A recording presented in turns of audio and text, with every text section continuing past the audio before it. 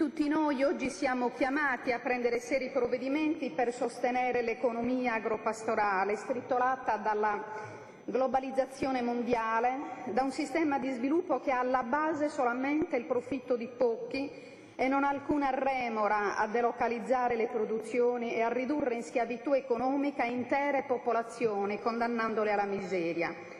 Ciò vuol dire che la classe politica sarda ha fallito il proprio compito, e questo chiaramente non da oggi. Ci sarebbe da chiederci che fine hanno fatto i fiumi di soldi di ben 2 piani di rinascita e gli interessi di chi ha agevolato. La classe politica sarda deve scegliere chiaramente se sta con i pastori e gli agricoltori, sostenendoli con provvedimenti economici e progetti reali, oppure se sta con le multinazionali del settore, permettendo il perpetuarsi della rapina sulle nostre risorse economiche. Nessuna azienda agropastorale può essere chiusa o messa all'asta, non si può essere più ricattati dallo strapotere delle banche e dai baroni del latte, dagli industriali che perseguono esclusivamente il proprio interesse, impoverendo i pastori e l'economia totale della Sardegna. Il latte non può essere più venduto all'industria casearia, a meno di quello che costa produrlo ai pastori. È in atto per l'ennesima volta ai danni del popolo sardo un nuovo tentativo di genocidio economico e culturale condotto dal colonialismo globale, ma la classe politica sarda di oggi, se ha veramente a cuore l'interesse economico attuale e futuro dei sardi, deve sconfiggere questo disegno, deve scongiurarlo e deve fermarlo.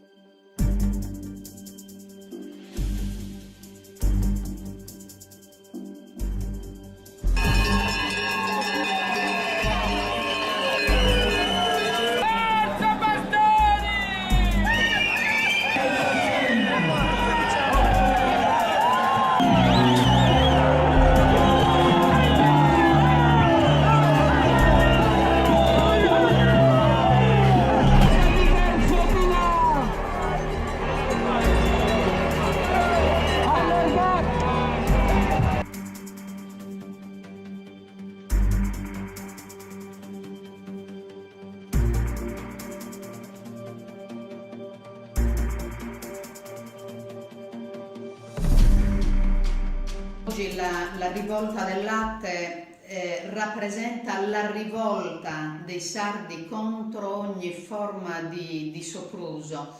Credo fermamente che qualsiasi sia la scelta che facciano i pastori, anche nel metodo di questa lotta, che è una lotta determinata ma sempre democratica, debbano essere seguiti da tutte le collettività dell'isola e non solo. Questa è una lotta che ha varcato i confini della Sardegna, per cui arriva la solidarietà dall'Europa, arriva la solidarietà dall'Italia.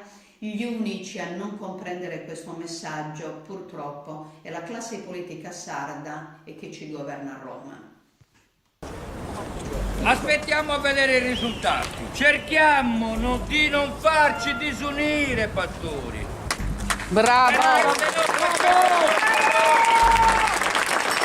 Che fino ad oggi, se oggi ci troviamo qua, è colpa della politica, dei politici. Perciò rimaniamo uniti noi e andiamo avanti, perché il problema è unico e la voce deve essere una sola. Qui stiamo giocando le nostre aziende, il nostro futuro, il futuro dei nostri giovani. Noi li dobbiamo indirizzare sul problema.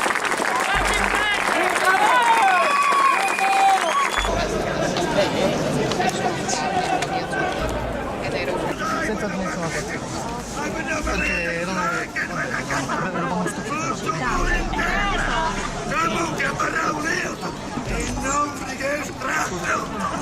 Bravo!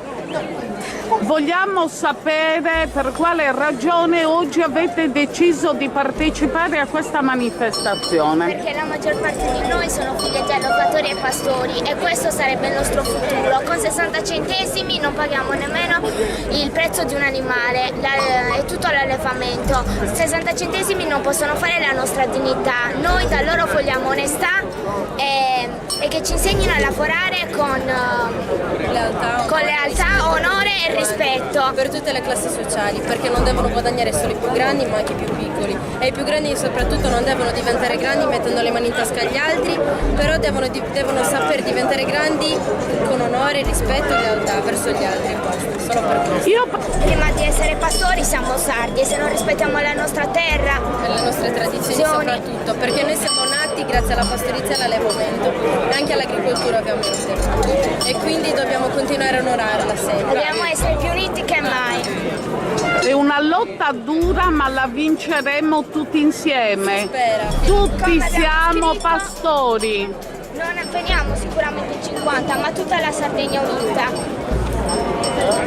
Si vocifera che in Sardegna venga lavorato latte che proviene dalla Romania. A voi questo risulta? Sì, a noi risulta che c'è un caseificio a Chiesi che lavora il latte della Romania, anche il latte sardo però, e non è giusto, o lavora il latte sardo oppure lavora il latte rumeno, perché mischiare questo poi può fare anche il furbo.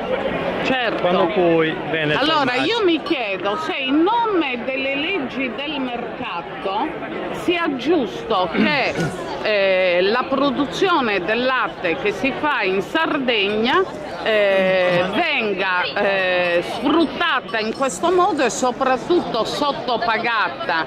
Quello è un discorso che dobbiamo affrontare noi pastori con l'industriale. Penso che la politica potrà fare poco. Noi e l'industriale, anche loro se vogliono lavorare devono inchinare un po', non è soffrire sempre i pastori e loro sempre godere. Cerchiamo di soffrire un po' assieme, c'è crisi, ok, però soffriamo un po' tutti. 60 è impossibile, ci vuole coraggio, io dico agli industriali un po' di umanità, un po' di cuore, che loro devono scendere ai fatti. Certo. Almeno un prezzo equo, un prezzo, io non dico molto, ma intorno a €1 minimo e più IVA si dovrebbe pagare il latte. Per poter, se no noi non ce la facciamo, non è discorso di non volere, siamo sotto, ogni anno sotto sempre di più. È normale che... mangiare!